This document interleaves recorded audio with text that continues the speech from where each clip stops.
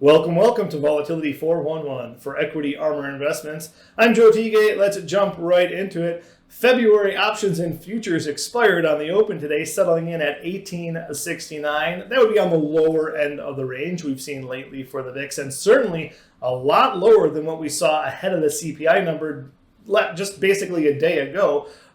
Tuesday, ahead of the CPI number, we were at almost 22 in the VIX. Right now, as I'm recording this video, we're about at 1835. So that's a big drop in volatility, and certainly that should not come as a surprise. It's what we saw a lot of in 22 ahead of the major economic releases like the Fed, like jobs reports, like CPI releases. We saw volatility bid up into the number, sold off after the number. And that even yesterday, even though we saw a lot of volatility intraday, we still saw the VIX coming in because that event is out of the next 30 days. We won't have another CPI data release point until, of course, next month. So that's what we saw, and we should not be that surprised by it. Now, the other thing I'm noticing in volatility is all of 22, we saw the peak of volatility in the start of the year at 39, and then the market kept on going lower, and yet the VIX never made that higher high. Now, a lot of people think that for a bear market to end, we need to see that capitulation. We need to see that VIX pop above 45, and then we can say, oh, everyone's fearful, let's get back into the market.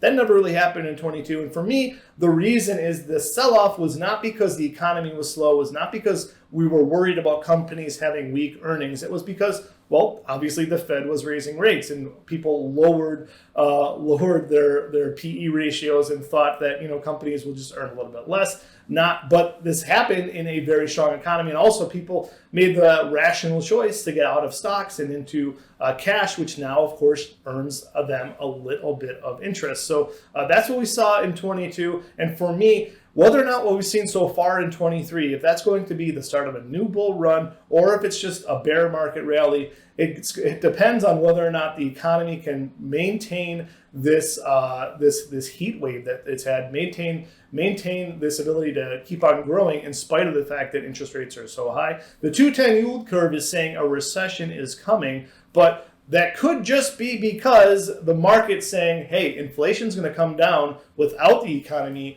getting weak, and the Fed will just lower rates just because they can, not because they have to. The bears insist, well, the Fed's going to have to because the economy is going to be so weak. So that's a dynamic we're still watching. We'll have to wait and see who turns out to be right. For Equity Armor Investments, I'm Joe Teagate.